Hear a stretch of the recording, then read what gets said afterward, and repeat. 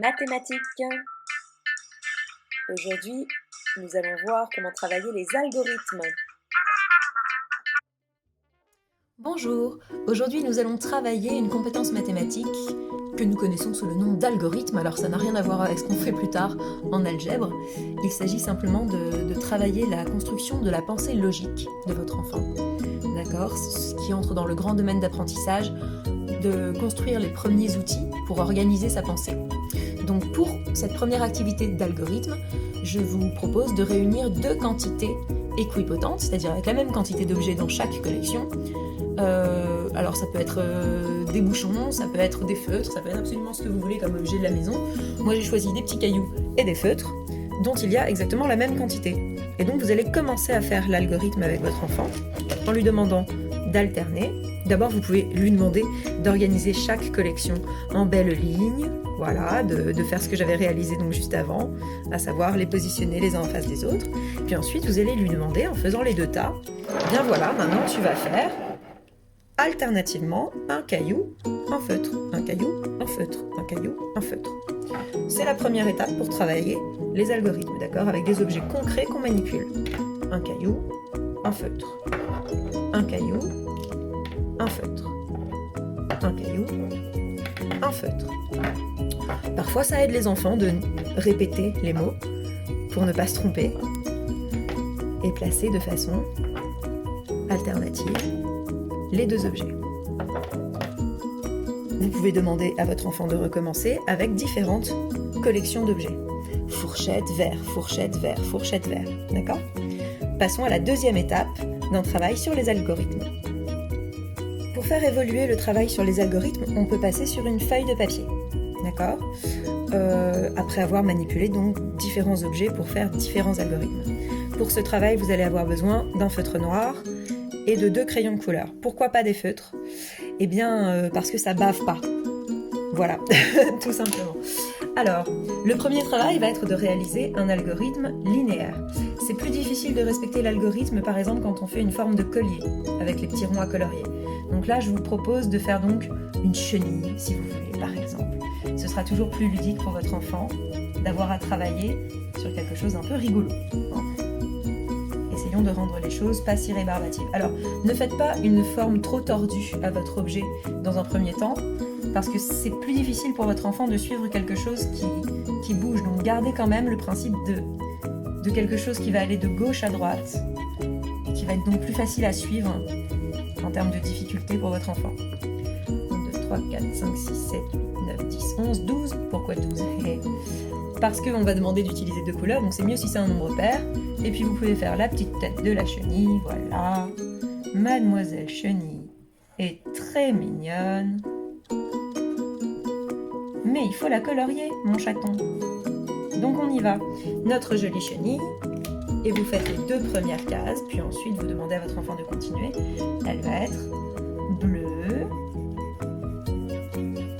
et rouge. Nommer les couleurs, ça fait toujours un petit peu de langage, c'est toujours cette prix. Si vous voulez être sûr que votre enfant a bien compris, coloriez 4 bulles, enfin 4 ronds de la chenille. Bleu, rouge, Insistez sur le fait que vous avez essayé de ne pas dépasser. On travaille de compétences en même temps, d'accord ? L'organisation de la pensée logique avec l'algorithme et puis le fait de colorier sans dépasser en maîtrisant son geste technique. Bleu, rouge. Tu as vu mon chat ? Eh bien maintenant, c'est toi qui continues. Bleu, rouge. Proposez à votre enfant de continuer. Restez à côté pour vous assurer que la consigne a été bien comprise. Le temps de réaliser par exemple les 2 premiers ronds pour votre enfant. Et après, de quelle couleur ce sera ? Encore bleu ? Recommence du début, ça va t'aider. Et incitez-le peut-être à mettre en place une stratégie de nommer les couleurs ou de bien regarder du début pour pouvoir continuer s'il n'est pas sûr de lui ou si elle n'est pas sûre d'elle. Bleu, rouge, rouge. Pensez à présenter des crayons taillés à votre enfant. Je viens de remarquer que le mien était moyennement taillé. Essayons de ne pas multiplier les difficultés. Voilà, et vous laissez tranquillement votre enfant terminer maintenant que vous vous êtes assuré qu'il avait compris ce qu'on attendait de lui. laissez-le terminer seul sans l'aider, sans le relancer. Même si vous le voyez se tromper, ce qui est souvent difficile. Vous arriverez à la fin pour valider son travail. Toujours cette histoire du crayon taillé. Hein. Pensez-y, pensez-y. Cette vidéo est là aussi pour ça.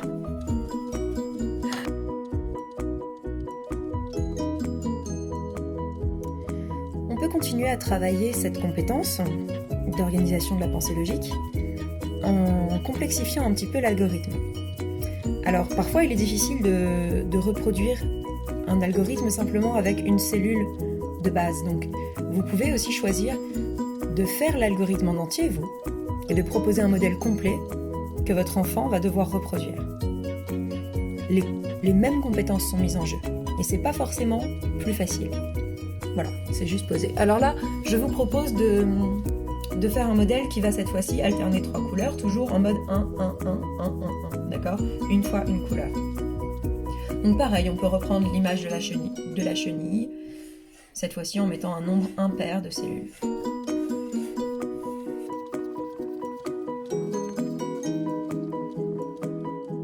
Donc, une fois que vous avez votre chenille impaire, 15 bulles, 18 bulles, 21 bulles, c'est vous qui choisissez. Pareil, proposez à votre enfant. Nous allons voir, puisque tu as très très bien réussi déjà cet algorithme-là, ce travail-ci, je te propose celui-ci, où tu vas devoir cette fois-ci faire le même travail mais avec 3 couleurs. Orange,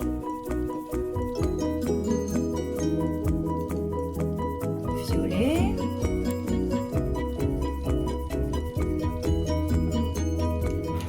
et bleu.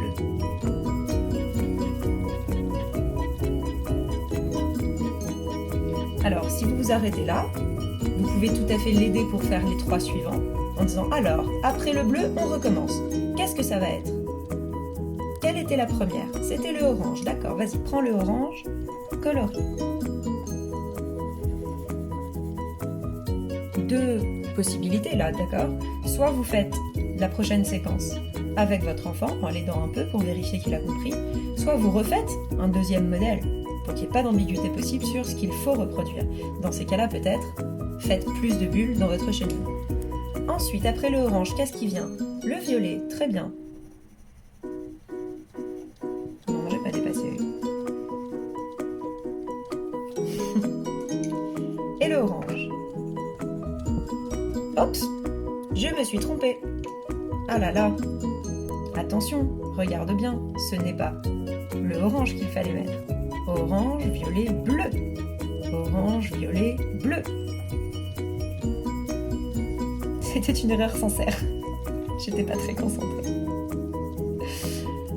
Et puis, quand vous avez bien rectifié l'erreur éventuelle que votre enfant peut avoir faite, ou que vous avez vérifié que tout se passe bien, vous laissez votre enfant continuer seul le travail.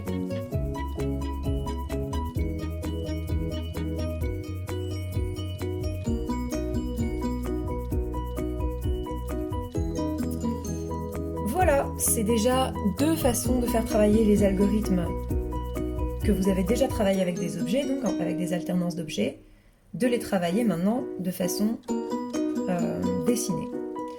Il y a une autre évolution possible que je vais vous montrer.